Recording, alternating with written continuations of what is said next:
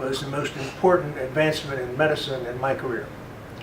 And then for me to say that, that's quite a bit, because I've done a lot of things in cardiology. I was fortunate to really be at the cutting edge of cardiology, and it provided me with a great career and a lot of fun, a great humbling experience to take care of people. But in the back of my mind, as I stood there at 3 o'clock in the morning, putting a balloon in an artery and then opening it up and putting a stent in, is what caused this thing in the first place? I never had a chance to explore that till George forced me to read some science. So it takes me back to my first year of medical school, when a man was our lecturer in biochemistry. His name was Handler, Philip Handler. And Dr. Handler was a Nobel laureate nominee, and he was just a brilliant biochemist.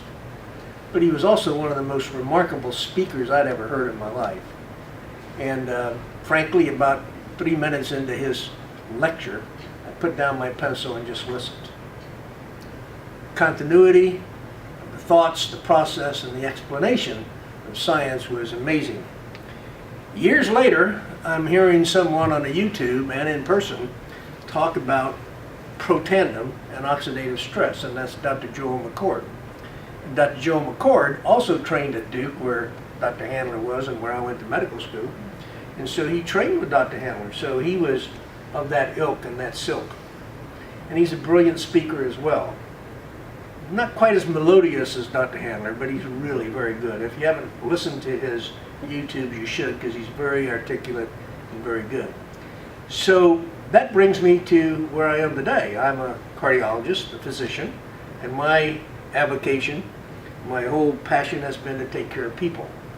And so if that's what I want to do, then what can I do that can help everybody?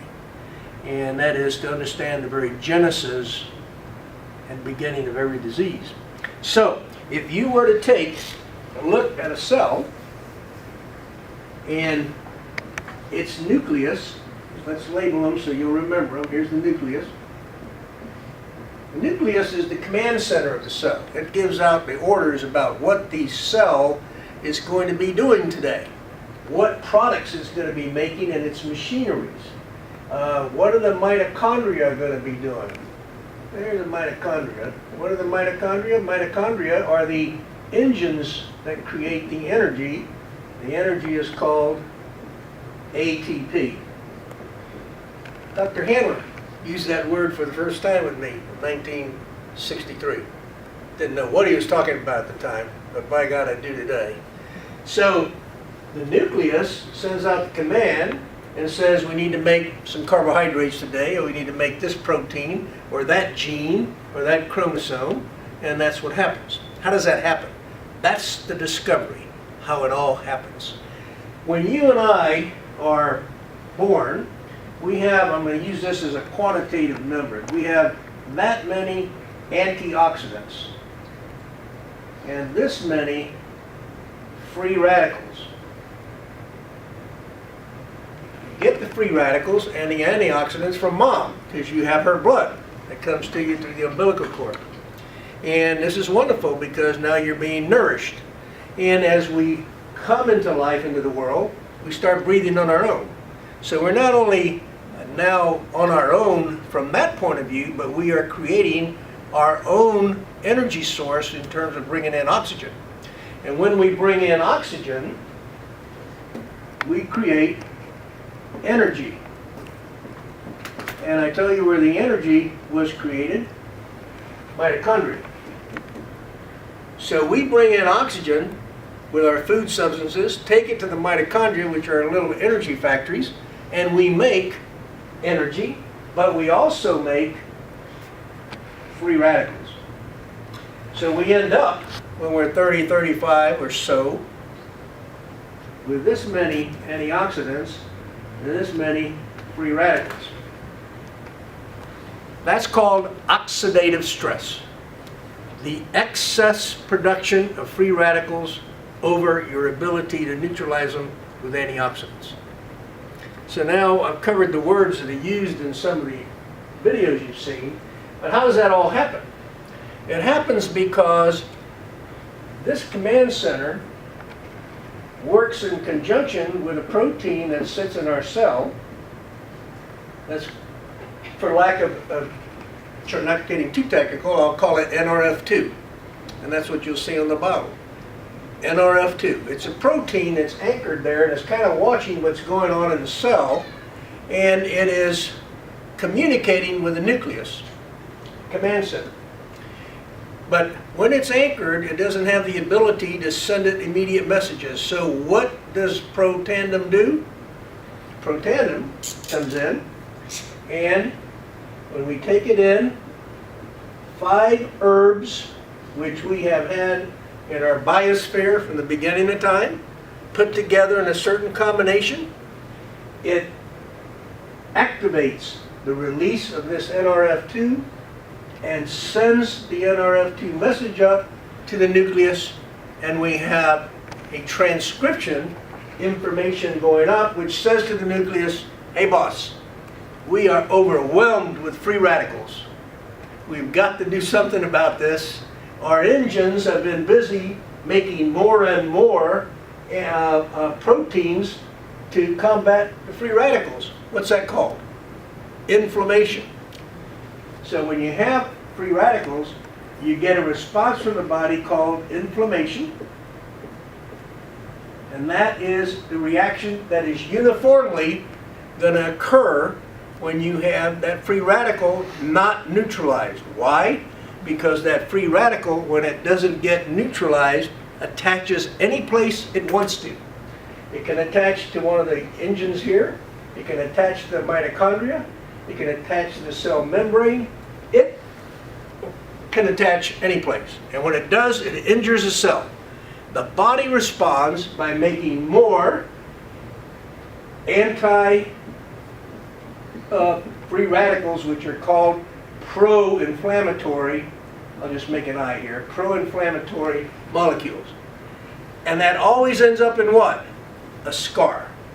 So this always ends up in a scar, and there you are. Scars replace cells. Too many cells replace organs. That's disease. This is the beginning of all disease. So this is the beauty of what's been discovered. The mechanism by which we can cut back on this process of getting too many free radicals and too little antioxidants. When Protandim is given, NRF2 sends a message to the nucleus, and we start making life-saving enzymes, and we turn our machinery back to making antioxidants, and we make millions per second. There is nothing we can take in by mouth that will do that. Nothing can replace the beauty of our own cells creating their own antioxidants. So powerful. Now, focus for a minute on this. Is called NRF2. Well, if there's a 2, there must be a 1. And there is a 1. And the 1 is another transcription factor. And that factor, NRF1, is a very interesting compound of herbs that activates the mitochondria. Think about this. Who's working the hardest in the cell? The mitochondria. They're producing all the energy. Who gets damaged?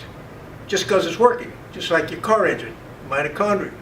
So when you give NRF1, it upregulates the repair of the mitochondria and increases the number of mitochondria. And so you make more energy, and you're more efficient. The cells are more efficient, so you really need to have the NRF2 molecule there, don't you? Because you're going to make, with more energy and more combustion, more free radicals. So it's a beautiful biochemical cycle in which we take in oxygen to live. We also take in oxygen, and it causes our disease and aging process. The aging occurs when we get all the inflammation at the cellular level. We don't know it till we're a little later in life. And we get scars, and scars replace our tissue. And even cancer can be said to be part of this, because if the repair here with a scar or of the injury is not done perfectly, we can get a new protein, right? And it just takes off by itself, and that's called cancer. So what the discovery is so beautiful, is that we now understand a whole lot more about the mechanism by which our bodies age and the mechanism by which our body can produce protection against aging and disease. Slow down the progression. It will never stop, by the way, guys, until you die. That's when you stop breathing. But you can take a whole lot longer to get there. And interestingly enough, just to give you a little tidbit of the latest paper on this process, they took some mice and they gave them minimal amount of estrogen. They used 2 or 3 different products, and they used Protandim. And they used metformin, something you probably heard about, which is a diabetic drug. And metformin had no effect on cellular life prolongation. There was a 7% increase in cellular, or in the longevity of the mice, not in the cells, in the mouse himself with Protandim. Now if you're 60 and you get 7% increase, that's another 4.2 years. If you're 75, that's another, you get the picture. So we're going to see more and more of this data, because it's going to tell us that the mechanism by which all this occurs and the protection we're getting when we use what nature gave us to begin with, this cycle of plants and animals that live and breathe together and protect each other and are necessary for us to grow and live and exist, is really at work. So the science brought me here. The science sustains me. We have about, I don't know, easily over 1,000 patients, maybe 1,500 on this product now. We recommend it for everyone. Why? Because everyone breathes oxygen. We recommend it for every mammal if you have pets at home, because they breathe oxygen. And we think that this is a beautiful product to take